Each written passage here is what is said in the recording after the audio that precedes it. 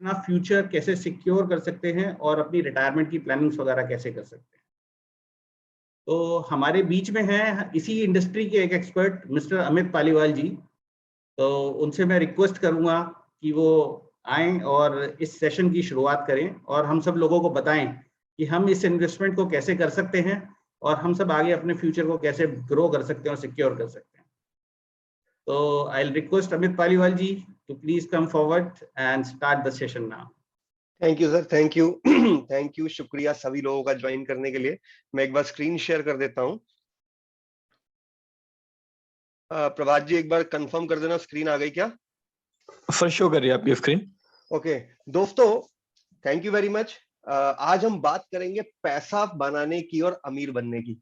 पैसा कैसे कमाते हैं मैं वो नहीं बताऊंगा, पैसा कमाना आप जानते हैं। पैसे को कई गुना कैसे बढ़ाते हैं मैं उसकी बात करूंगा। मैं बात करूंगा एक सेकंड इनकम जनरेट करने की, how to generate a business, how to develop a business और how to develop a second income by doing your existing profession. आप नौकरी करते हैं, बिजनेस करते हैं, व्हाटएवर यू आर डूइंग, वो करते करते एक सेकंड इनकम कैसे जनरेट करें, हम उसकी बात करेंगे। हम कुछ बात करेंगे शेयर मार्केट और म्यूचुअल फंड्स की। एक बात समझ लीजिए, टाटा बिरला अंबानी ये सब नाम आपने सुने हैं। अमीर बनने के कई तरीके हैं, उनमें एक तरीका शेयर बाजार भी है। बिना शेयर बाजार में घुसे, बिना इन्फ्लेशन एडजस्टेड रिटर्न्स कमाए अमीर नहीं बना जा सकता। आवाज चलिए,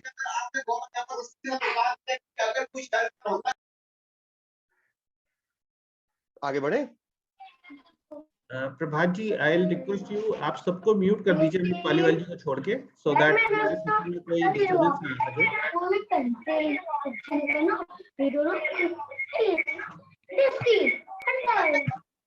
सर एक मिनट सबको म्यूट कर दो, प्रभात जी सबको म्यूट कर दो।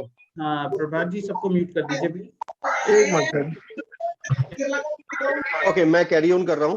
दोस्तों हम बात करेंगे आर्थिक कुंडली की, आपकी खुद की आर्थिक कुंडली। आपके जो फाइनेंशियल गोल्स होते हैं, आपके ड्रीम्स होते हैं कि मैं जब बड़ा हूं, मेरी रिटायर्ड लाइफ में मेरे को एक हैंडसम अमाउंट मिले, मेरे बच्चे बड़े हों तो उनकी हायर एजुकेशन के लिए मुझे लोन नहीं लेना पड़े। तो रूल बेस्ड इन्वेस्टिंग क्या होती है? इन्वेस्टमेंट आप सब कर रहे हो, have been investing since long, but today I am going to tell you some basic economics formula of rule based investing, that how to manage your money, the what kind of principle you should imply in your investment। कि मेरे जो life time वाले target हैं, retirement के बाद भी I can afford गाड़ी बंगला, that kind of bank balance, कि मैं और मेरी वाइफ एक शानदार जिंदगी रिटायरमेंट के बाद भी जिए। तो first I am starting with stock market, basics of share market. दोस्तों शेयर बाजार का बेसिक समझने के लिए first you need to understand that what you are doing, how you are doing in terms of your commercial life। आप कौन हैं, क्या करते हैं, कैसे करते हैं, अपने आप से पूछ लीजिए। आप दुकान चलाते हैं, आईटी फर्म में सॉफ्टवेयर इंजीनियर हैं, कंसल्टेंट हैं, कोई ट्रेडिंग का बिजनेस है, फैक्ट्री चलाते हैं, whatever business you are doing, just think what kind of business you are having। क्या आप नौकरी से छुट्टी लेंगे तो आपको तनख्वाह मिलता रहेगा? क्या रिटायरमेंट के बाद भी आपको काम करने का जरूरत पड़ेगा? आपका बिजनेस आपको रिटायरमेंट के बाद पैसा देगा कि नहीं देगा? एक बार वो देख लीजिए, फिर मैं आगे लेता हूं। वर्ल्ड वाइड इस दुनिया में only 4 kind of professions are there. The first profession is called as employment और एम्प्लॉई। एक एम्प्लॉई जो नौकरी करता है उसके बदले उसको एक फिक्स सैलरी मिलती है। टाइम के साथ मेरा स्किल और talent getting increase and my income is also getting increase. If my employer is not giving me salary as per my talent, I will quit and join another employ. This is called one kind of employment. नौकरी एक तरह का employment है। And the second is self employment. एक certain stage के बाद लोग consultant बन जाते हैं, या अगर आप देखें doctors, chartered accountant, lawyers, engineers, these all profession are self employed. Employ और सेल्फ एम्प्लॉय में कोई बहुत ज्यादा डिफरेंस नहीं है, बस काम करने के घंटे आप अपनी मर्जी से मैनेज कर सकते हैं। दोनों ही जगह पे your income will be depending upon the skill and talent you are having as of now and time you are investing in your profession. Third business is called as profession is called as businessman. Businessman वो होता है, देखो मैंने बोला था share बाजार की बात करेंगे शेयर बाजार के कॉन्सेप्ट को समझने के लिए ही मैं आपको ये बातें बता रहा हूं। बिजनेसमैन वो होता है जो फिक्स्ड कॉस्ट पे एम्प्लॉइज को हायर करता है। एक प्यून को रख लेना, एक रिसेप्शनिस्ट को रख लेना, एक सेक्रेटरी को रख लेना बिजनेस नहीं है। You will become a businessman when you are going to hire 5, 7, 10 people having the same skill, talent like you. For example, अगर मैं स्कूल में टीचर की तरह से पढ़ाता हूं तो मैं एक एम्प्लॉय हूं। जब मैं अपना नौकरी छोड़ के खुद का ट्यूशन सेंटर खोल लेता हूं तो मैं सेल्फ एम्प्लॉय हो गया। और जब मैं अपने जैसे 4 टीचर को अपने पे रोल पे रख लेता हूं कि बच्चे ज्यादा हो गए, बैचेस ज्यादा हो गए, then I become a businessman. दोस्तों, एक लंबा टाइम लग जाता है। लोग सोचते हैं कि we should quit our employment and start our own business, but लोग नहीं कर पाते। 20-25 साल का एम्प्लॉयमेंट बीत जाता है, वो सेल्फ एम्प्लॉयमेंट या बिजनेस में नहीं आते। Even in self employ professional, doctor, engineer, chartered accountant, सारी जिंदगी खुद काम करते हैं, अपने जैसे लोगों को अपने पेरोल पे नहीं रख पाते। मुद्दतें गुजर जाती हैं, it's been long time, but they could not convert theirself from self employ to businessman. These are 3 kind of profession worldwide, because I wanted to explain you basics of share market. To understand the basic of share market, you must need to understand the type of employment, and the fourth one employment is called as investor or the shareholder. ये वो employment है जो businessman को business करने के लिए पैसा देता है। For example bank. अब अगर I wanted to establish a business, मैंने बोला कि मेरे को कोचिंग सेंटर लगाना है, 4 टीचर पे रोल पे रखने हैं, तो मुझे उसके लिए पैसा चाहिए। Either I will go to the bank and take a money, और जब बैंक मुझे पैसा नहीं देगा तो मैं साहूकार के पास जाऊंगा, प्राइवेट फाइनेंसर के पास जाऊंगा, वो भी कुछ पैसा नहीं देंगे, तो फिर मैं जाऊंगा दुनिया के पास कि मुझे ये बिजनेस करना है, आप मुझे पैसा दीजिए, मैं जो प्रॉफिट कमाऊंगा वो मैं आपको दूंगा। तो this is called as business और इन्वेस्टर और share holder concept. 80% of the people worldwide are either employee or self-employed.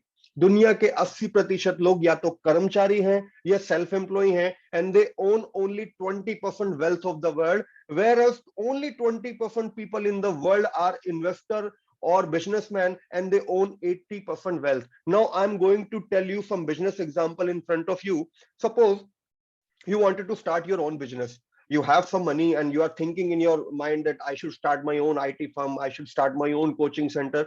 आप कौन सा बिजनेस करना चाहेंगे, या what kind of business you think that have made good profit during last 10 years?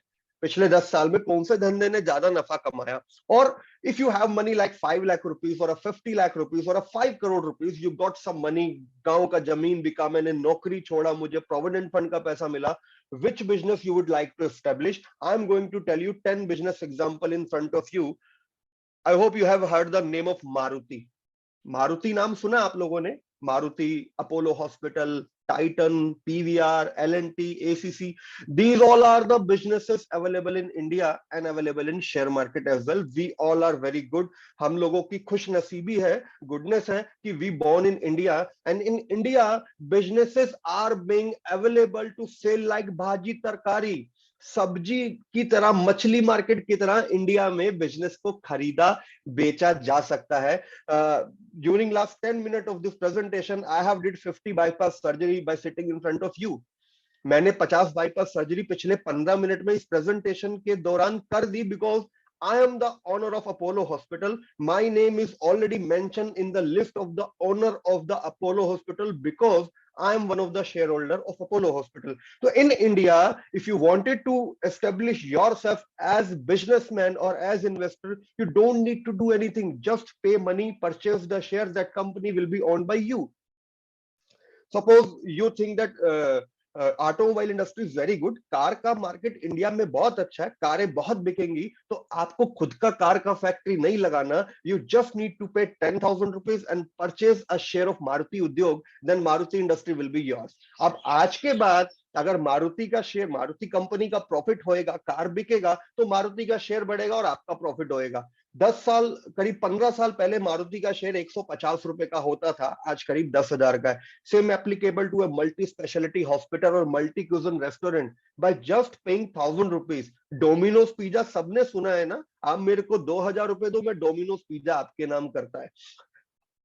Online portal shopping website like Nykaa or Policy Bazaar or Paytm kind of businesses are available in just 1,000 rupees. 1,000 रुपए दीजिए, ये business आपका हो जाएगा। Now I am going to tell you some of the shares of Indian equity market, जो पिछले 10 साल में बहुत ग्रोथ किया। Friends, this is my own day spending, मेरा खुद का लाइफस्टाइल है। I used to do brush early in the morning, then I use Gillette razor to shave, I use Cera sanitary ware, toilet accessories, Havells के geyser में पानी गर्म करता हूँ, I use Lux साबुन ऑफ हिंदुस्तान यूनिलीवर, इमामी का beauty cream, मैं Raymond का कोट पहनता हूँ, टाइटन का घड़ी बांधता हूँ, ब्रिटानिया का ब्रेड खाता हूँ, टाटा टी का चाय पीता हूँ। This is my lifestyle early in the morning. और सिर्फ मेरा नहीं है, आप सबका है। और मैंने ये सभी के सभी शेयर्स बाजार में अवेलेबल हैं, और इन शेयर का ये जो कंपनियां हैं, इनको जो प्रॉफिट होता है वो मेरी वजह से होता है, बिकॉज मैं इनका प्रोडक्ट खरीदता हूं। और मैंने पिछले 4 साल हटा दिए, कभी कोई बोले कि अभी तो शेयर बाजार में तेजी है, 2005 से अक्टूबर 2015 के बीच का इन कंपनियों का ग्रोथ रेट आपके सामने स्क्रीन पर आप देख सकते हैं। कोई कंपनी 10 गुना हुई, कोई 12 गुने हुई, कोई 15 गुना हुई। और यही नहीं, अभी दोपहर के बाद की चर्चा करते हैं, मैं जुबिलेंट का पिज्जा भी मंगा के खाता हूं, मेरे घर में जी एंटरटेनमेंट भी चलता है, सास बहू all the serial, I watch even Zee Business, we go to PVR cinema once in a week, मैं गॉडफ्रे फिलिप की सिगरेट भी लेता हूं, I used to consume alcoholic drink of United Spirits, I used to go Apollo hospital once in a year for medical checkup, and the doctor prescribe me medicine of Lupin pharmacy. ये सारी की सारी कंपनियों का आप सबसे नीचे एक लाइन देखिए, 10 ईयर एनुअल ग्रोथ रेट 26%। यानी ये सभी कंपनियां जिनका प्रोडक्ट मैं कंज्यूम करता हूं सुबह से लेकर शाम तक, they are being growing with 26% annualised growth rate. Bank के अंदर 4% का ग्रोथ मिलता है, यहाँ पे 26% का है। और मैं कोलगेट नहीं खरीदूंगा तो पतंजलि खरीदूंगा, कुछ ना कुछ तो खरीदूंगा। और आज मैं 1 लाख कमा, today I am earning 1 lakh rupees and I am spending 90,000 rupees. Tomorrow if I am earning 2 lakh rupees, I am going to spend 1.80 के।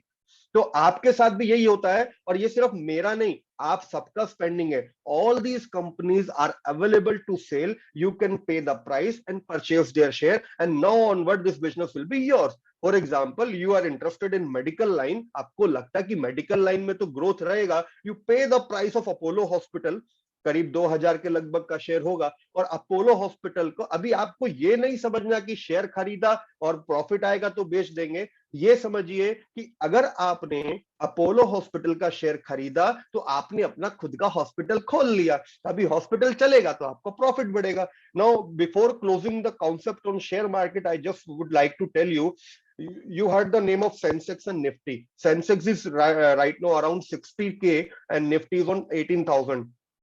The Sensex was initiated with the combined group of 30 companies of different sectors in Bombay Stock Exchange. 1979 में Sensex का कीमत 100 रुपए था. It was initiated with 100 rate point. In 2000 it went to 5,000 level. In 2021 the rate is 60,000. It all in front of you. The Sensex, or the I can say the growth in Indian stock market is 17% annualized growth rate. भारतीय share बाजार में पिछले 40 साल में 17% सालाना 17% compounding growth आया उन लोगों को जिन लोगों ने लंबे समय के लिए निवेश किया ओवर ए लॉन्गर पीरियड. और ये एक दिन में नहीं आया. शेयर मार्केट ऐसे ऐसे ऊपर नीचे हुआ, लेकिन लॉन्ग टर्म में देखेंगे तो कर्व ऐसे है. अभी क्या होता है, शेयर बाजार चढ़ता है, लोगों को लगता है बहुत चढ़ रहा है, वो पैसा डालते बाजार गिर जाता है. जब गिर जाता है तो उनको लगता है और नीचे नहीं चला जाए तो लोग निकल जाते हैं. आप कई सारे लेवल देखेंगे मार्केट में, बहुत सारे लोग मिलते हैं कि मेरा तो 2 लाख रुपए डूब गया, मेरा तो नुकसान हो गया. किसी का भी पैसा शेयर बाजार में डूबता नहीं है. अगर आपका 2 लाख रुपए का नुकसान हुआ है तो किसी ने 2 लाख रुपए का प्रॉफिट कमाया होगा. ये शेयर बाजार की पिछले 40 साल का ग्राफ है, ऊपर नीचे, but over a long period market में रिटर्न्स बनते हैं. और ये अलग अलग पीरियड की करेक्शंस हैं. 1988, 1993, 2002, 2009 और अभी रिसेंटली 2019. जब शेयर बाजार जितना गिरा उसके बाद उससे दुगना चढ़ा भी है. तो you can see the growth rate की जब मार्केट गिरा. अभी कोविड का तो हमारे सामने recent example है. 2019 Sensex went down to 50% level, -50%, और अगले एक साल में ऊपर आ गया. Because there is a growth available, growth opportunity is available in India. तो इंडिया के अंदर पैसा बन रहा है, वो लोग जो पैसा डाल रहे हैं उनका बन रहा है in systematic manner. If I'm taking just 15% future forecasting, it is just a mathematic calculation of compounding growth. I'm not predicting Sensex to reach this level, but if 15% compounding growth may maintain now onward, then 2025 Sensex might be reaching in the level of 1 lakh, and 2030 Sensex might be in the level of 2 lakh. In 15-year back, when I come into this business, I used to say people Sensex is expected to touch 50,000 level, but nobody wants to believe. The same story is now in front of you. If you believe next 10 years of your income, forget about the Indian economy. If you feel next 10 years you are going to getting higher income, then obviously you are getting to spend higher income. If मेरा अगला 5 साल का आमदनी पिछले से बेहतर होएगा तो मैं ज्यादा खर्च करूंगा. So think about the India growth story. If you think the next 20 year of Indian economy is going to better than past 20 year of Indian economy, then this growth will be happening. और जो लोग निवेश करेंगे उनको ये level का profit मिलेगा. आपको लगता है भविष्य अच्छा है तो भविष्य अच्छा है, लेकिन कभी कभी क्या होता है, शेयर बाजार जैसे हमारे कान में आवाज आता है कि शेयर बाजार यानी कि रिस्क, यानी कि पैसा डूब जाएगा. I already said earlier, share बाजार में नोटों में आग नहीं लगता, आपका पैसा डूबता तो कोई तो प्रॉफिट कमाता है. अब क्वेश्चन ये आता है कि मैं कौन सा शेयर खरीदूं. जो शेयर मैं खरीदता हूं वही नहीं चढ़ता, और जिस दिन मैं शेयर बेच देता हूं उस दिन के बाद चढ़ना शुरू हो जाता है. और आजकल नए नए आईपीओ आ रहे हैं, जैसा आशीष सर ने बोला, और ऐसे भी कुछ आईपीओ आए हैं जिनका पैसा एक ही दिन में दुगना हो गया. अब वो वाला आईपीओ मुझे मिलता ही नहीं है, तो मैं क्या स्ट्रेटेजी शेयर मार्केट में फॉलो करूं. क्यों कंपनियों के शेयर चढ़ते हैं, क्यों ऐसे आईपीओ आते हैं जो पहले दिन दुगने हो जाते हैं. To understand this concept you just need to understand चाय का टपरी, चाय का दुकान. मैं बरिस्टा कैफे कॉफी डे वाला बड़ा शॉप का बात नहीं कर रहा, I am just talking about the चाय का ठेला जो आपके ऑफिस के बाहर लगता है या आपके घर के बाजू में कहीं नुक्कड़ में है. Now this tea shop is giving a profit of 100 rupees on a daily basis after cutting all expenses. वो एमसीडी का टैक्स भी दिया, पुलिस वालों को भी दिया, और वो छोटू का खर्चा भी निकाला, चाय पानी का सब खर्चा निकालने के बाद this tea shop is giving you net profit of 100 rupees on a daily basis. Now how much price you would like to pay for this shop? ये चाय का दुकान जो रोज का 100 रुपए का प्रॉफिट देता है, आप कितने में खरीदना चाहोगे. अब दूसरा क्वेश्चन, जो भी कीमत आप लगाओगे लिख लो पेपर पे. अगर कल को ये चाय का दुकान का profit, if the profit increase double 100 to 200, then what will be the cost offered by you? Obviously the cost will be double. Now if the profit of this tea stall, ये चाय का दुकान का प्रॉफिट अगर 100 रुपए से गिर के 50 रुपए, 50% माइनस हो जाता है, तो what will be the cost? The same principle works in a market. अगर कंपनी का प्रॉफिट बढ़, किसी भी कंपनी का प्रॉफिट बढ़ रहा है, प्रभात जी एक बार देखो ना, सबको म्यूट करो दोस्त, कहां से आवाज आ रही है. गणेश आप देखो.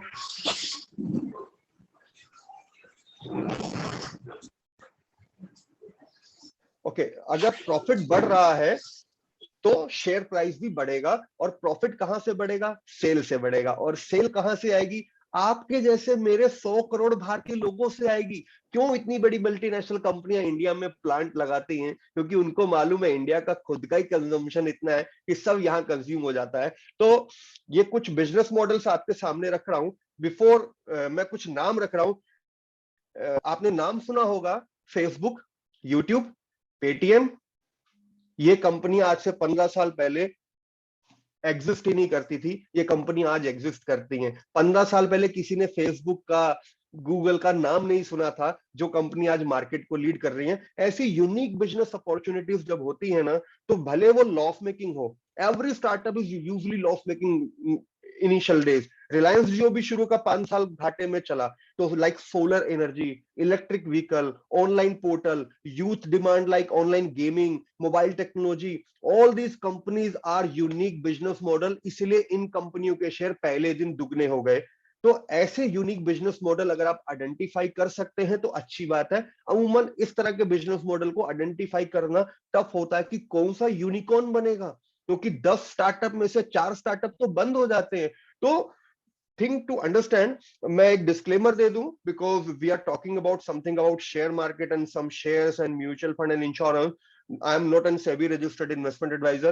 Mutual fund investment are subject to market risk, and insurance is subject matter of solicitation. The presentation have been arranged just to spread the financial awareness. We are not recommending, promoting any share, any mutual fund, any insurance product. you should consult your investment advisor before taking any decision. And thank you Ashish sir, the investment Sangam company, जिन्होंने ये presentation arrange की, मुझे मौका दिया कि मैं कुछ आपके सामने रखूं। मैंने एक छोटा सा कॉन्सेप्ट शेयर बाजार का रखा है, कुछ और शेयर बाजार की बातें करेंगे, फिर बात करेंगे रूल बेस्ड इन्वेस्टिंग की, because I wanted everyone to become rich over here.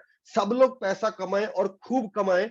और शेयर बाजार की जहां तक बात आती है, तो जब आपके लिए आइडेंटिफाई करना मुश्किल होता है कि कौन सा शेयर मैं खरीदूं, तो उसका बेस्ट सॉल्यूशन है outsourcing.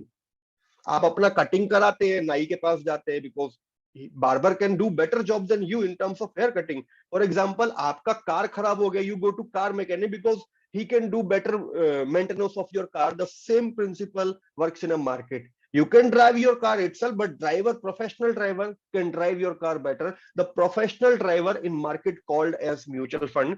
So in mutual fund, it is being managed by professionals, a pool of money, mutually agreed people of same interest target. यूं समझ लीजिए कि कुछ लोग जिनका रिस्क एपेटाइट सेम होता है, वो अगर अपना पैसा एक साथ इकट्ठा करते हैं, एक पूल बन जाता है। उस पूल से एक प्रोफेशनल टीम हायर की जाती है, वो प्रोफेशनल टीम रिसर्च करके उस पैसे को शेयर बाजार में डालती है। Managed by professional under the guidance of government of India, managed by SEBI for the benefit of investor. तो म्यूचुअल फंड कितना सही है, उसका छोटा सा एग्जांपल इस बात से लग सकता है। For example, you wanted to put 10,000 rupees in share market, you might not be able to purchase one share of MRF. सबने एमआरएफ का नाम सुना होगा, एमआरएफ का टायर अपन लोग खरीदते हैं, एमआरएफ का ए शेयर 1 लाख रुपए का है। जॉकी अंडरगारमेंट हम सब लोग पहनते हैं, जॉकी का शेयर होगा करीब करीब 40,000 रुपए का। तो कभी कभी you will not be in a position to purchase quality stocks जो अच्छा प्रॉफिट दे सके। And I usually recommend people कि don't buy one single share, always buy at least 10 share of 10 different company, so that you may have a diversified exposure to. एक शेयर IT का ले लो, एक बैंकिंग का ले लो, एक फार्मा का ले लो, एक पेट्रो का ले लो, but you might not be able that kind of fund. First of all तो पैसा ही नहीं रहेगा कि 10 कंपनी के शेयर खरीदें। अभी पैसा आ गया और उसमें सोचना पड़ेगा कि कौन सा खरीदें। फॉर एग्जाम्पल, आपको लगा कि नहीं ऑटोमोबाइल में दम है, तो ऑटोमोबाइल में टू व्हीलर में दम है कि कार में दम है। अभी कार में जाने का है तो महिंद्रा का शेयर खरीदूं, टाटा मोटर का खरीदूं कि मारुति का खरीदूं। ये सब कंफ्यूजन को दूर करने के लिए कॉन्सेप्ट है mutual fund, where you give your money to professional. वो आपके पैसे को 50 कंपनी में बांट के लगाता है। अभी आप खुद सोच सकते हैं, if you are gaining just 100 rupees, just 100 bucks, आप केवल 100 रुपया भी देंगे, वो 100 रुपया भी 50 कंपनी में बांट के लगेगा। कुछ कंपनियां बड़ी होंगी, टाटा बिरला अंबानी, कुछ कंपनियां स्मॉल कैप होंगी, माइक्रो कैप होंगी, कुछ इमर्जिंग बिजनेसेस होंगे जो मैंने थोड़ी देर पहले दिखाए, और आपको एक डाइवर्सिफाइड पोर्टफोलियो अप्रोच मिलेगा। यहाँ पे आप मंथली इन्वेस्टमेंट भी कर सकते हैं, मंथली विड्रॉवल भी ले सकते हैं। For example, you have 1 lakh rupees and you are sitting outside of share market, just going to enter into the market with 1 lakh rupees, and Mukesh Ambani come and से कि भाई आप 1 लाख रुपया लेके शेयर बाजार में जा रहे हो, मेरे पास 99 लाख है, अपना 1 लाख मुझे दो, मैं शेयर बाजार में 1 करोड़ लेके जाता है, शाम को जब मैं वापस आएगा तुम्हारा हिस्सा तुमको दे देगा। अभी खुद का 1 लाख लेके अकेले घुसना बेहतर है कि 99 लाख के पूल होल्डर बन के घुसना बेहतर है? आप बेहतर खुद समझ सकते हैं। अब मैं बात करूंगा एक्चुअल में रिटर्न्स क्या आया। अगर मैं म्यूचुअल फंड की इतनी कहानी सुना रहा हूं और म्यूचुअल फंड इंडिया में 30 साल से अवेलेबल है, तो एक्चुअल में म्यूचुअल फंड ने रिटर्न क्या दिया वो भी अपने को मालूम रहना चाहिए ना। तो once you purchase a mutual fund, for example आपने केवल 10,000 रुपया एक बार दे दिया, तो प्रैक्टिकली आपके 10,000 रुपए से 50 बिजनेस खड़े हो गए। एक कार का फैक्ट्री लग गया, एक फार्मास्यूटिकल फर्म लग गया, एक हॉस्पिटल खुल गया, एक पेट्रोल पंप खुल गया। इस तरह से आपका पैसा 50 कंपनी में बटा और you become an owner of 50 different company. For example, चलो एग्जांपल बाद में लेते हैं, पहले रिटर्न्स देख लेते हैं। These are the real return made by mutual fund. You can Google, you can track all this data on Google, और ये वीडियो भी थोड़ी देर के बाद अपन लोग यूट्यूब पे डाल देने वाले हैं। स्टेट बैंक ऑफ इंडिया हम सबने नाम सुना है, अपना भारत सरकार का bank. State bank of India का म्यूचुअल फंड सब्सिडरी है। SBI focused equity fund was launch in 2004 with NAV of 10 rupees and today in 2021 the NAV is 230 rupees. अगर आप कैलकुलेशन देखेंगे, the 1 lakh have become 23 lakh. 23 गुना हो गया पैसा। 1 लाख का 23 लाख कहां बनता है, किस जगह बनता है, और केवल 17 साल में। If you see the growth rate, it is 20% compounding annualised growth rate. The same I was telling earlier कि शेयर बाजार में सेंसेक्स का रिटर्न 17% बना, म्यूचुअल फंड में 20% का रिटर्न आ रहा है। If I am talking about the Reliance growth fund, let mister Dhirubhai Ambani साहब ने ये लॉन्च किया था 1995 में, इसका कीमत 10 रुपया था। Today the price is 2000 rupees. You will not believe that 1 lakh rupees invested one time 25 year back is right now price 2 CR। 1 lakh का 2 करोड़। आप लोग जिस घर में रहते हैं, अपने पिताजी से पूछिएगा कि आपके घर का प्राइस 25 साल पहले कितना था और आज कितना है। आपको पता चल जाएगा आपके घर के प्राइस का भी उतना ग्रोथ नहीं हुआ होगा जितना यहां हुआ। 1 लाख रुपया एक बार डाला, छोड़ दिया, आज 2 करोड़ हुआ। फॉर एग्जाम्पल, आप आज शुरू करते हैं, आपको अपनी नौकरी से, पुरानी नौकरी से प्रोविडेंट फंड का पैसा मिला, या कहीं से गांव का जमीन बिका, या कहीं से आपको एक हैंडसम मनी इकट्ठा मिल गया। आप उसको म्यूचुअल फंड में डाल देते हैं अगले 15 साल के लिए, 20 साल के लिए। You may expect similar kind of growth if you believe on Indian economy. आपको लगता है कि इकोनॉमी बेहतर रहेगी तो ये ग्रोथ बनेगी।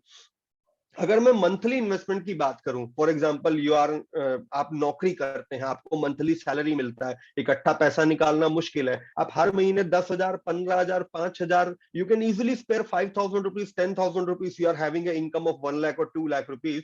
The person, I am taking all those mutual fund available in India which are 15 year old. मैं कोई टॉम डिक हैरी छोटा मोटा 5 साल 6 साल पुराना म्यूचुअल फंड नहीं बता रहा। I am telling you only those fund who have history of 15 years. So all those equity diversified mutual fund have delivered 15% growth rate. सबका average में लूं, the person who has invested 15,000 rupees during last 15 years with 15% growth rate right now getting 1 CR। 1 crore रुपया आज उन लोगों को मिल रहा है, ऑलरेडी व्हाइट में है इतना, जिन लोगों ने ये पैसा दिया, टैक्स फ्री पैसा मिल रहा है। तभी ये 1 करोड़ को बैंक में जमा कराएंगे, 60-70 हजार, 50-60 हजार रुपए का मंथली पेंशन आने लगेगा। तो मैं म्यूचुअल फंड को थोड़ा सा डिफाइन कर देता हूं। मैंने शुरुआत शेयर बाजार से की थी, अभी मैं म्यूचुअल फंड पे आ गया। एक तो होते हैं इक्विटी म्यूचुअल फंड, यानी कि प्योर शेयर बाजार वाले म्यूचुअल फंड, जहां पे आपके return totally depend on stock market, और आपको लगता है भविष्य में शेयर बाजार अच्छा करेगा तो आपको शेयर बाजार के रिटर्न्स डायरेक्टली मिलेंगे। दूसरे होते हैं डेट फंड, जो बेसिकली बॉन्ड या डिबेंचर में पैसा डालते हैं, जिनकी शॉर्ट टर्म नीड है। For example, you have any target coming in next 2 year, कि घर में कोई शादी होने वाला है, या आप कोई वेकेशन प्लान कर रहे हैं, 4 बार से डोमेस्टिक वेकेशन कर रहे हैं, अभी इंटरनेशनल वेकेशन प्लान करना है, you can plan monthly investment, या दिवाली पे कोई बड़ा खर्चा है। तो इसके अंदर डेट फंड में शेयर बाजार का रिस्क नहीं है। आप शॉर्ट टर्म नीड के लिए 6 महीना, 12 महीना, 18 महीना के हिसाब से you can plan. The third one is gold fund. Now this is replica of pure gold. For example, there is a marriage in your home next coming 4 to 5 year. अभी सोने का भाव 50,000 तोला है, कल हो सकता है लाख रुपए तोला हो, तो you can plan that investment in gold in a monthly investment. आपके घर में कोई भतीजी है, कोई भांजी है, या आप अपनी नेक्स्ट जनरेशन के लिए गोल्ड अभी से एज एन एसेट क्लास खरीद के रखना चाहते हैं, आप डिजिटल गोल्ड ले सकते हैं। यू जस्ट नीड टू पे द प्राइस, आपको उसका सर्टिफिकेट मिलेगा, और जिस दिन आप वो वापस लेना चाहेंगे, जो उस दिन का गोल्ड का प्राइस होएगा वो आपको मिल जाएगा। ये 3 तरह के म्यूचुअल फंड मैंने बताए, एक शेयर बाजार वाला फंड, दूसरा बॉन्ड या डेट फंड, तीसरा गोल्ड फंड, और एक चौथा कैटेगरी होता है that is called as balance fund, जो कुछ पैसा शेयर बाजार में, कुछ बॉन्ड में, कुछ गोल्ड में डालता है। ये उन लोगों के लिए ठीक रहता है जिनका टारगेट मीडियम ड्यूरेशन है, बहुत लंबा समय नहीं है, 3-4 साल का ही टाइम है, या वो जो फर्स्ट टाइम इन्वेस्टर है, शेयर बाजार का अभी कभी एक्सपोजर नहीं लिया, पहली बार निवेश कर रहे हैं, या कभी कभी शेयर बाजार बहुत ऊपर होता है, पता नहीं कब झटका लग जाए, तो बैलेंस फंड में ऐसे पैसे को डाला जा सकता है। तो ग्रोथ आपके सामने है। बॉन्ड फंड आपकी शॉर्ट टर्म नीड के लिए, गोल्ड फंड आपकी गोल्ड की जो रिक्वायरमेंट आ रही है उनके लिए, और बैलेंस फंड, ये बैलेंस फंड का ग्रोथ रेट है। जैसे मैंने इक्विटी म्यूचुअल फंड का ग्रोथ रेट बताया कि 20% के लगभग है, ये बैलेंस फंड का ग्रोथ रेट है पिछले 15 साल में close to 14% historical return. Future में आता नहीं आता, subject to market risk, because I have to give this disclaimer, but ये लेवल का रिटर्न बना है। Now I am going to tell you financial mathematics या compounding mathematics, this is called as 8th wonder of the world. there are 55 people in the meeting now and I assume everyone is 10th pass at least. हम 55 लोग ये meeting में, मेरे को मालूम है सब लोगों ने 10वीं का परीक्षा पास किया रहेगा। और 10th स्टैंडर्ड में एक फॉर्मूला होता है कंपाउंडिंग रिटर्न, चक्रवृद्धि ब्याज, जो मेरे को कभी याद नहीं हो पाया, आज भी मैं उसको एक्सेल शीट में ही करता हूं। Compounding return says if you have 1 lakh rupees, somebody invest 1 lakh rupees today for next 20 years. If growth rate is 8%, then this money will become 4.66 lakhs in 20 years. If growth rate is 20%, then value would be close to 38 lakhs. Now आपको अपने 1 लाख पे 4 लाख बनाने का है कि 40 लाख बनाने का है, वो डिसीजन आपको लेना है। इंस्ट्रूमेंट दोनों आपके सामने हैं। यहाँ पे अश्योर्ड रिटर्न मिलते हैं, गवर्नमेंट गारंटी होती है। यहाँ पे मार्केट ओरिएंटेशन है, अप डाउन होता है, लेकिन ये लेवल के return over a long period India में बने हैं जिन लोगों ने म्यूचुअल फंड में पैसा रखा। या मैं बैलेंस अप्रोच लूं कि कुछ पैसा शेयर बाजार में डालो, कुछ बॉन्ड में डालो, कुछ पीएफ में रखो, कुछ इंश्योरेंस में डालो, तो you can expect growth of close to 12, 13, 14 और 15%। एक बैलेंस अप्रोच में you can assume a good quality returns. अगर मैं मंथली इन्वेस्टमेंट की बात करूं, if I am talking about 10,000 monthly investment, अगर आप नौकरी कर रहे हैं और आप 10,000 रुपए महीना निकालना शुरू करते हैं, इन 10% compounding growth rate, next 20 year figures आपके सामने है। अगर मैं सिर्फ 15 साल का बात करूं, 10% और 15% का ग्रोथ तो 40 लाख और 60 लाख आपके सामने है। तो just try to spare some money. आज आप नौकरी कर रहे हैं, कल नहीं करेंगे, रिटायरमेंट के बाद आपको पेंशन चाहिए होगी। तो अगर आज आप 10,000 रुपए महीना डालते हैं, if you are putting 10,000 rupees, और आपके पास 15 से 20 साल का डेफर्ड पीरियड है for your retirement, and after 20 year down the line the corpus would be close to 1.3 CR, 1,30,00,000, 10,000 महीने से ऐसा पॉसिबल है। और सिर्फ 15% के ग्रोथ पे 20% आ जाए तो अलग बात है। तो और अगर मैं बैलेंस अप्रोच लूं, सिर्फ 10% भी लूं, तो भी ये लेवल के रिटर्न्स बन रहे हैं। Now I am taking a target based approach. Suppose you have a target, एक फिक्स अमाउंट, मुझे 5 करोड़ चाहिए, मेरा रिटायरमेंट से पहले मेरे को 5 करोड़ चाहिए, या मेरे को मेरा बच्चा बड़ा होने से पहले उसको अब्रॉड से मेरे को एमडी का डिग्री कराना है, ऑक्सफोर्ड में पढ़ाना, 5 करोड़ चाहिए। To achieve 5 crore target, this is the calculation. या तो वन टाइम इन्वेस्टमेंट कर दो या मंथली कर दो। अगर मैं 12% का ग्रोथ रेट मान के चलता हूं, 12%, 15 भी नहीं, और कंजर्वेटिव हो जाते हैं, तो just sparing 30,000 on a monthly basis, you can accumulate the value of 5 CR in 25 year और 20 ईयर, जितना भी टाइम हो। म्यूचुअल फंड्स में कोई लॉक इन नहीं होता है, यू में एग्जिट एनी टाइम। आपके पास 8%, 12%, 15% तीनों ग्रोथ रेट स्क्रीन पर हैं। आप कौन सी जगह डालते हैं, उसी के हिसाब से आपके रिटर्न्स बनते हैं। बट एक चीज मैं हमेशा कहूंगा, don't put all the eggs in same basket. हम बचपन से सुनते आ रहे हैं कि सभी अंडे एक टोकरी में नहीं रखने। Same applicable to investments also, कि whatever money you are having, अभी आपके साथ पर्सनली आपका नीड बेस्ड कैलकुलेशन क्या है, वो हम पर्सनली मिलके आशीष सर के साथ कंसल्ट करके जूम पे या फिजिकल मीटिंग, अगर आप लोग दिल्ली में है तो मैं भी दिल्ली में रहता हूं, अपन लोग मिल सकते हैं।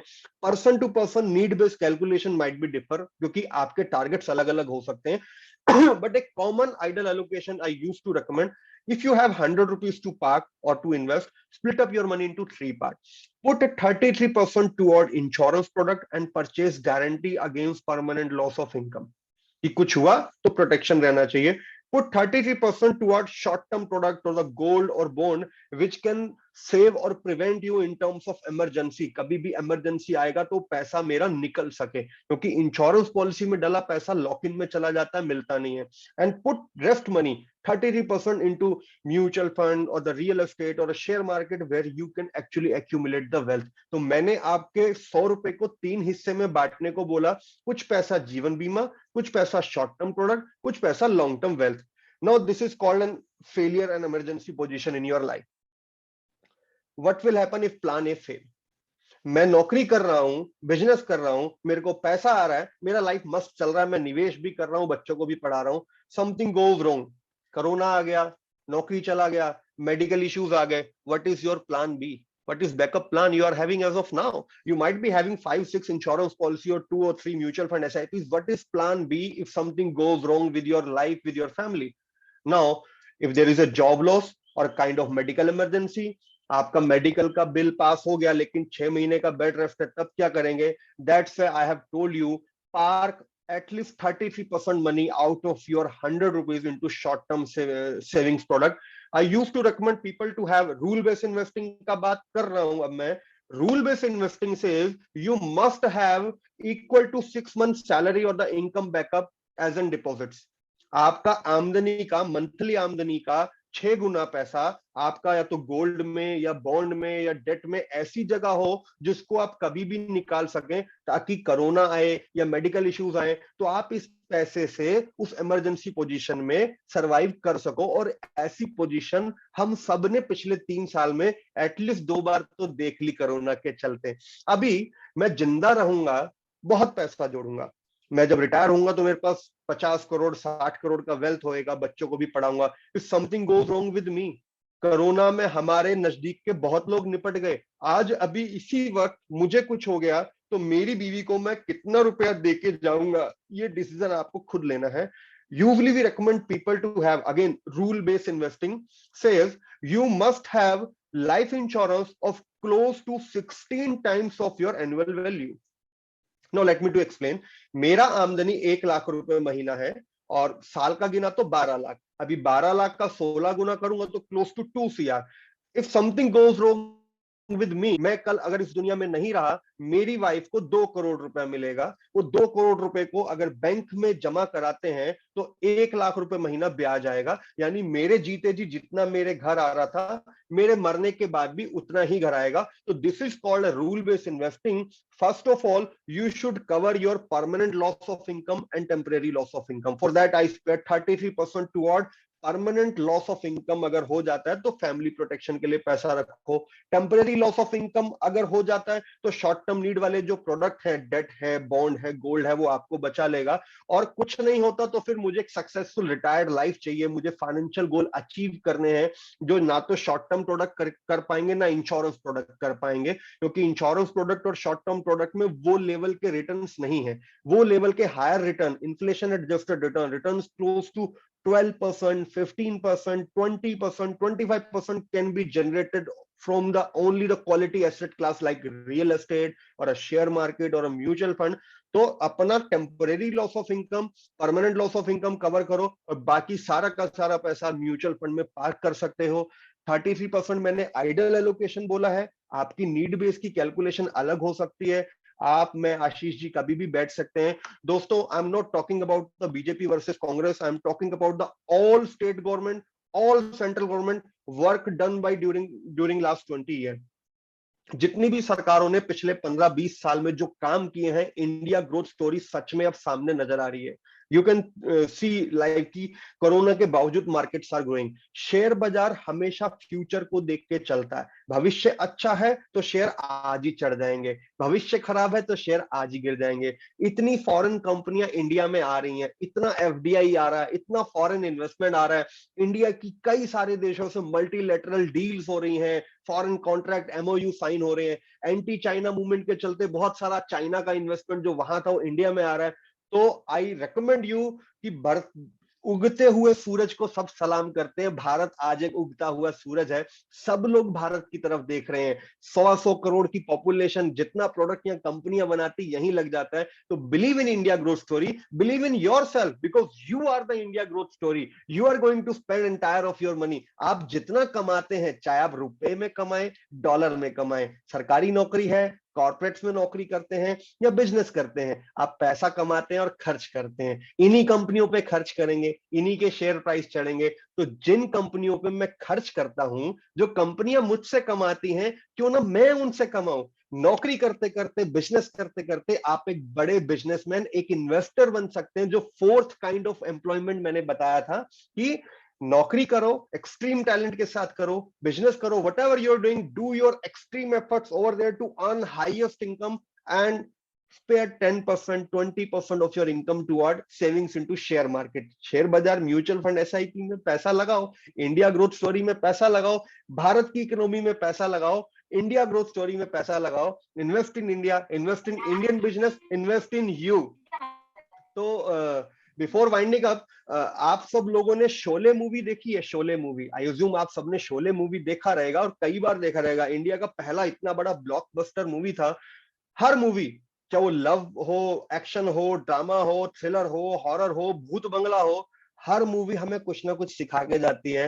No understand from this picture the Sholay movie what tells you.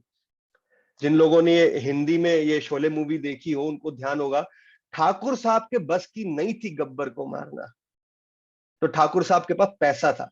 He become a businessman, he had to professional to kill Gabbar Singh. This is called business. अभी आपको बिजनेस नहीं करना, आपको ऐसे कॉन्सेप्ट को खरीदना है। ये जय वीरू है जो बेसिकली टाटा बिरला मनी जैसी कंपनियां हैं। तो invest your money into the business in a systematic manner, in calculated risk. Share बाजार में रिस्क है, उसे कोई मना नहीं कर सकता, बट कैलकुलेटेड रिस्क के साथ आप जाएंगे तो आप अच्छा प्रॉफिट भविष्य में बना पाएंगे, अपने लिए वेल्थ एक्यूमुलेट कर पाएंगे। तो आपके साथ कभी दोबारा मुलाकात करेंगे, दोबारा बैठेंगे, आर्थिक कुंडली पे चर्चा करेंगे और आपकी कुंडली में जहां जहां जो चीजें ठीक करनी है वो करके देंगे। तो आज की प्रेजेंटेशन में मैंने बस इतना ही समझाने की कोशिश की है कि आप रूल बेस्ड इन्वेस्टिंग कीजिए, मनी मैनेजमेंट के बेसिक प्रिंसिपल को समझिए, कुछ पैसा शेयर बाजार में और कुछ शॉर्ट टर्म नीड में, कुछ इंश्योरेंस में डालिए।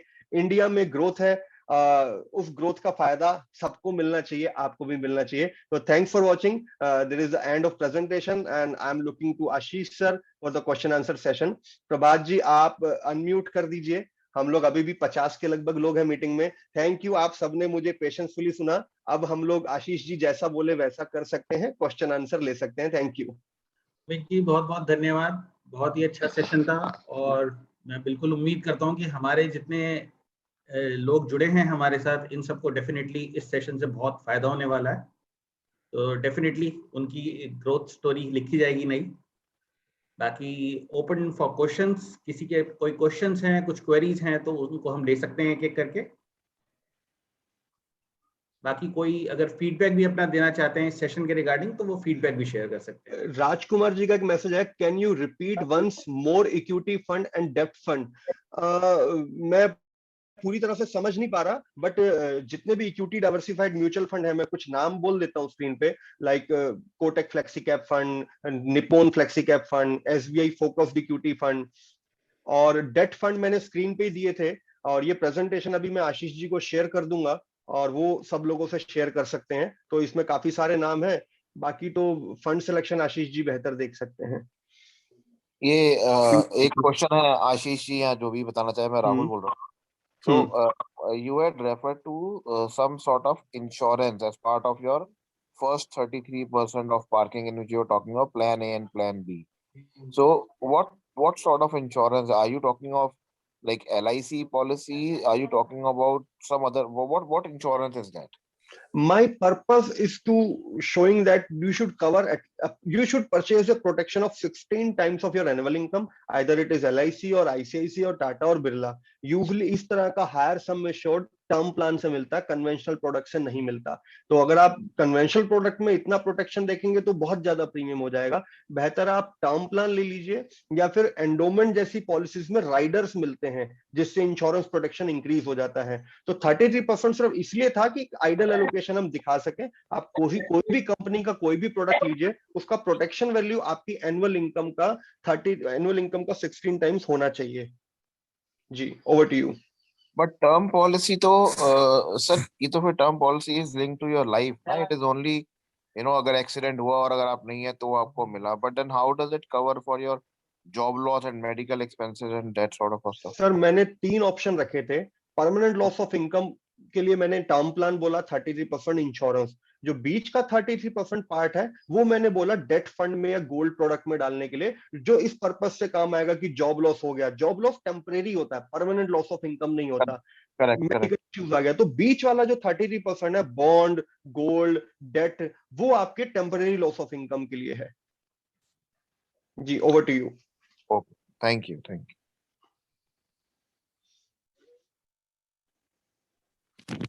सर मेरा एक क्वेश्चन है।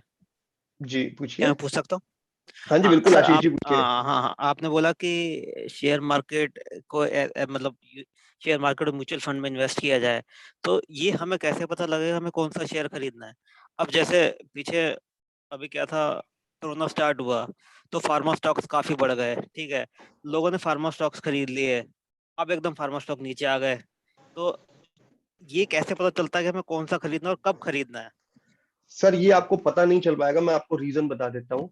जैसे मैंने बोला, जो रिसर्च करने वाले लोग होते हैं, जैसे फंड मैनेजर में रिसर्च टीम होती है, वो फ्यूचर को फोरकास्ट करके शेयर आज ही खरीद लेते हैं। जैसे आपने बोला फार्मा फंड चढ़े, आपने तब लिया जब फार्मा फंड चढ़ चुके थे। रिसर्च टीम ने 6 महीने पहले ही खरीद लिए होंगे जब कोरोना विदेशों में आया था। तो कौन सा शेयर कब चढ़ेगा कब गिरेगा आपके लिए आइडेंटिफाई करना मुश्किल है। तो बेहतर है अपने आप को डाइवर्सिफाई रखिए। जैसा मैंने थोड़ी देर पहले कहा था, 10 शेयर ले लो, एक फार्मा का, एक आईटी का, एक बैंकिंग का, एक ऑटोमोबाइल का। तो कभी फार्मा चढ़ेगा, कभी आईटी चढ़ेगा, कभी बैंकिंग चढ़ेगा, आपको कोई ना कोई प्रॉफिट देता रहेगा। अब होता क्या है कि शेयर बाजार में घुसना तो प्रेडिक्शन मिल जाती है, जैसे हम बताते हैं कि आज ये शेयर अच्छा है, बट उससे एग्जिट कब करना आप समझ नहीं पाओगे, जैसे फार्मा में हुआ, आईटी में हुआ। तो बेहतर है कि once you go with a mutual fund, तो फंड मैनेजर के पास लिबर्टी है, कब फार्मा में डालना है, कब बैंकिंग में डालना है, कब ऑयल एंड गैस में डालना है, वो फंड मैनेजर सोचेगा। तो आप बेहतर है कि म्यूचुअल फंड में डालिए। और still if you wanted to play with yourself, तो आप अपने पैसे के 2 हिस्से कीजिए, जो स्टॉक मार्केट वाला एलोकेशन है। 50% को म्यूचुअल फंड को दे दीजिए, let fund manager to manage your money. Rest 50% से, जैसा मैंने बोला, आप यूट्यूब पे बहुत सारे यूट्यूबर हैं जो स्टॉक मार्केट के ऊपर रिकमेंडेशन देते हैं, सीएनबीसी, टीवी 18, इकोनॉमी टाइम्स, इनको अगर आप पढ़ेंगे तो आपको एक आइडिया लगता जाएगा। जैसे अभी हमको रिसेंट में आइडिया लग रहा है कि इंडिया में एथेनॉल ब्लीडिंग चलेगी, पेट्रोल की जगह एथेनॉल से कार चलेंगी, तो सारे शुगर स्टॉक, एथेनॉल वाले स्टॉक चढ़ रहे हैं। इलेक्ट्रिक व्हीकल की फ्यूचर अपॉर्चुनिटी है, तो सारे इलेक्ट्रिक व्हीकल वाले स्टॉक चढ़ रहे हैं। मैं ये रेकमेंड नहीं कर रहा कि आप यही शेयर खरीदें, बट मैं आपको जस्ट बता रहा हूं कि रिसर्च टीम इस तरह से काम करती है। अब देखो पिछले 1 महीने में सारे शुगर स्टॉक चढ़ गए, इलेक्ट्रिक व्हीकल के स्टॉक चढ़ गए। तो ये लेवल का थॉट प्रोसेस अगर आप कर सकते हैं तो ठीक है। अदरवाइज जैसा मैंने बोला, कार का इंजन आपसे नहीं बनेगा दादा, कार का इंजन बांधने के लिए मैकेनिक पे ही जाना मांगता है। तो let fund manager to drive your money in market rather than investing yourself. Thank you. अगला सवाल ले सकते हैं। अगला सवाल अवधेश जी का है, in which plan we invest single premium for regular income immediately? Sir mutual fund में जो डेट फंड मैंने बताए, डेट फंड में ऐसा ऑप्शन होता है कि आप इकट्ठा पैसा डाल दीजिए और वहां से 6 या 7% का systematic withdrawal plan. 2 terms mutual fund industry में बड़ी फेमस है। एक होता है SIP, सिस्टमेटिक इन्वेस्टमेंट प्लान, जहां पे लोग मंथली निवेश करते हैं, और जब उनका कॉर्पस बड़ा हो जाता है और वो रिटायर की स्टेज पे आ जाते हैं तो फिर लगता है SWP, सिस्टमेटिक विड्रॉवल प्लान। तो आपके कॉर्पस से हर महीने एक फिक्स अमाउंट आपको आता रहेगा, और जो कॉर्पस वहां पड़ा है उस पर जो भी ग्रोथ आएगी वो लगती रहेगी। तो वो डेट फंड में डालेंगे तो सालाना 6% का रिटर्न है। यूजली बैलेंस एडवांटेज फंड इसके लिए बेस्ट होता है कि उसमें क्या है कि कुछ पैसा शेयर मार्केट में भी डलेगा, कम ज्यादा फंड मैनेजर करता रहेगा। मेरे पास पिछले 20 साल का ट्रैक रिकॉर्ड है, मैं आशीष जी से शेयर कर सकता हूं कि जिन लोगों ने 20 साल पहले बैलेंस फंड में पैसा डाला, वहां से मंथली विड्रॉवल ले रहे हैं वो एनुअल 8% का, कॉर्पस डबल हो गया और मंथली पेंशन भी लिए जा रहे हैं पिछले 20 साल में। तो I can share those things. Active multi cap और Tata digital tech fund, consider I already have large mid and small cap funds, aggressive investor. Sir मैं मिड कैप को तो 100% रेकमेंड करता हूं, but not more than 25% of your portfolio. Mid cap small cap अच्छे होते हैं, ज्यादा रिटर्न देते हैं, बट आपको पोर्टफोलियो में रिस्क भी बढ़ जाता है। तो आप मिड कैप स्मॉल कैप में डालिए, लेकिन 25% से ज्यादा नहीं। दूसरा, Tata digital tech fund, India में जितने भी टेक्नोलॉजी फंड है पिछले 4 साल में उनका ग्रोथ रेट 30% की रेंज में है, क्योंकि आईटी की डिमांड बहुत बढ़ गई है। इवन कोरोना की वजह से बहुत सारी कंपनियों ने अपने बिजनेस प्रोसेसेस को क्लाउड पे डाल दिया, ऑटोमेशन में डाल दिया, कंपनियों ने टेक्नोलॉजी अडॉप्ट करनी शुरू कर दी, जिस वजह से आईटी की बहुत डिमांड है। और मैं बिलीव करता हूं अगले 10 साल भी आईटी की डिमांड कम नहीं होगी। बट क्योंकि सेक्टर स्पेसिफिक फंड है, इसलिए मैं किसी को रेकमेंड नहीं करता कि सेक्टर स्पेसिफिक फंड में 10% से ज्यादा पैसा पार्क किया जाए। Although Tata take fund, ICC technology fund, ये तरह के फंड बहुत अच्छे हैं और बहुत अच्छा रिटर्न दे रहे हैं, बट आपको 10% से ज्यादा यहाँ नहीं डालना चाहिए। Please advise how to save tax on appreciated amount from mutual fund. देखिए म्यूचुअल फंड जो शेयर बाजार का कॉन्सेप्ट है, उसमें सेबी ने एक रूल बनाया, इनकम टैक्स डिपार्टमेंट ने, कि आपका 1 लाख रुपए हर साल टैक्स फ्री रहेगा। और पैसा म्यूचुअल फंड में टैक्स अमाउंट बहुत कम लगता है। फॉर एग्जाम्पल, आपने मुझे 1 लाख रुपए दिया और 1 साल के बाद आपने 1,20,000 बन गया वो वापिस लिया, तो पहली बात तो कैपिटल अमाउंट हटा दो, मूलधन हटा दो, तो प्रॉफिट सिर्फ 20,000 हुआ। और उसमें गवर्नमेंट ये बोलती कि पहला 1 लाख टैक्स फ्री है, तो म्यूचुअल फंड के अंदर टैक्स अमाउंट बहुत ज्यादा नहीं है, उस पर ज्यादा ध्यान देने की जरूरत नहीं है। अगर आप 10 लाख रुपए निवेश करते हैं और 3 साल के बाद वो पैसा 13 लाख हो जाता है, तो 10 lakh have become 13 lakh, then profit is 3 lakh rupees, क्योंकि 10 लाख तो मूलधन था।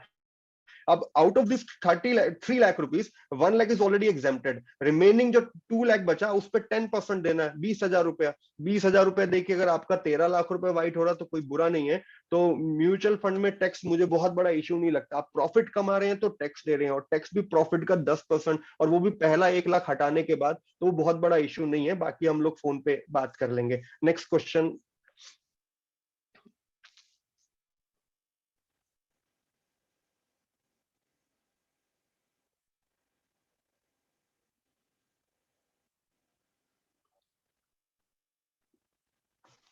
और कोई सवाल है आशीष जी? आशीष जी आप अपने आप को अनम्यूट कीजिए। तो लुक्स लाइक अमित जी और कोई किसी के क्वेश्चंस है नहीं। I question of debt fund returns in last 1 or 2 years is less, so shall we keep in debt funds or FD? Both are same sir. Debt fund के return हमेशा FD के बराबर ही रहने वाले हैं, और एफडी के रिटर्न 3.5-4% की रेंज में, डेट फंड के रिटर्न भी यही रहेंगे। डेट फंड को प्रॉफिट मेकिंग इंस्ट्रूमेंट नहीं समझना चाहिए। बैंक एफडी और डेट में हम पैसा सिर्फ उसकी उससे पैसा कमाने के लिए नहीं रख रहे, just to park and just to maintain, और वो मेरी नीड पे काम आएगा। प्रॉफिट कमाने के लिए इक्विटी फंड है, debt fund are not for making profit. 12% return from Aditya Birla, tax 96 should I? Yes sir, you should stay invested। Mutual fund से तब तक पैसा नहीं निकालना। देखो मैंने क्या बोला, जब मैं धंधा लगाता हूं, मैंने कोई परचून का दुकान खोला या कार का फैक्ट्री खोला, तो जब वो प्रॉफिट देने लगेगा तो मैं उसको बेचेगा नहीं। इसलिए शेयर बाजार में और म्यूचुअल फंड में पैसा डाल के हमेशा भूल जाने का है। भूल जाओ, जब चाहिए सिर्फ तभी लेना है, या फिर जब गोल स्पेसिफिक हो कि इस साल में चाहिए, तो उसके 4 साल पहले हर साल -25% करके डेट में शिफ्ट कर दें, ताकि बाजार गिरे तो झटका नहीं लगे। तो बिजनेस हमेशा जिंदगी भर के लिए किए जाते हैं। आप जब तक पैसे का जरूरत नहीं हो, अपने अच्छे शेयर और अपने म्यूचुअल फंड को नहीं बेचना चाहिए। जी sir, next question.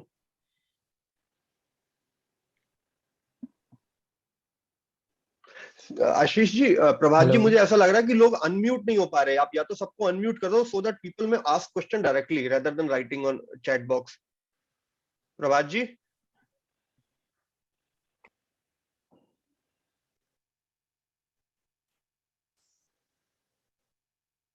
Anyone have any other questions? Any queries? Any feedback? अच्छा आशीष जी, कभी कभी क्या होता है कि ना, लोग सबके सामने अपने पर्सनल फाइनेंस को डिस्कस नहीं करना चाहते कि उनको कुछ फाइनेंशियल लॉस भी हुआ है या उनका पोर्टफोलियो अभी ऐसा है।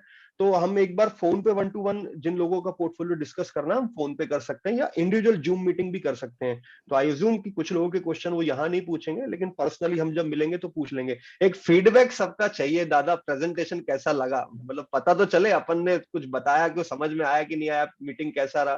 फीडबैक तो दे दो भाई, कोई 2-4 लोग, हमें भी तो पता चले हम कहाँ स्टैंड करते हैं। Oh thank you sir, thank you Amit Arora ji. ठीक है Ashish ji, Rajkumar ji, okay, nice motivation, thank you sir, thank you. आप लोगों ने टाइम दिया, मेरे लिए बहुत बड़ी बात है। और special thanks to Ashish sir, जिन्होंने मीटिंग अरेंज कराई और मुझे आप लोगों के सामने अपनी बात रखने का मौका दिया। लेकिन अब ये है कि पैसा, थैंक यू बोलूंगा आपको अमित जी, आपने अपना समय दिया हम सबको, बहुत बहुत शुक्रिया। और मैं बाकी सब लोगों का भी थैंक्स करना चाहूंगा, उन्होंने संडे को समय निकाला और ज्वाइन किया हमें और हमारे को सुना। तो बाकी 1 to 1 कनेक्शन हम कर सकते हैं बाद में। So any time feel free to contact me, message me, and we can discuss about the investment options and other things. अच्छा, ये वीडियो हम बाद में यूट्यूब पे भी अपलोड करेंगे आशीष जी। जिन लोगों का रह गया वो हम we will try to upload within 2 days on YouTube, और ये पीपीटी में आपको शेयर कर दूंगा। Thank you ji, thank you, thank you. ठीक है प्रभात जी, आप मीटिंग एंड कर दीजिए। चलिए, thank you everyone, thank you so much, नमस्कार।